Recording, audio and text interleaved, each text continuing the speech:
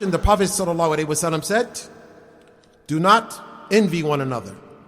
Do not try to outbid one another. Do not hate one another. Do not turn your backs on one another. Do not try to outsell one another. And be brothers. Then the Prophet ﷺ said, Al-Muslim, Akhul Muslim. The Muslim is the brother of the Muslim.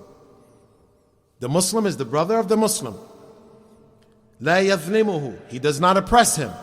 Wala yakhdiluhu. He does not deceive him. Wala yahqiruhu. He does not humiliate him. So the Prophet ﷺ is warning us against jealousy, hatred, outbidding one another, oppressing one another, deceiving one another, belittling one another. Right? Why? Because all of this harms the unity between the brothers. So, before we go on, it's upon a brother, it's upon the brothers and sisters to ask themselves, have I displayed any of this character?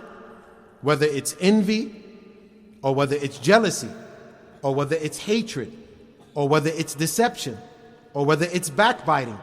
Because indeed, all of those characteristics harm the relationship and the harmony between the believers.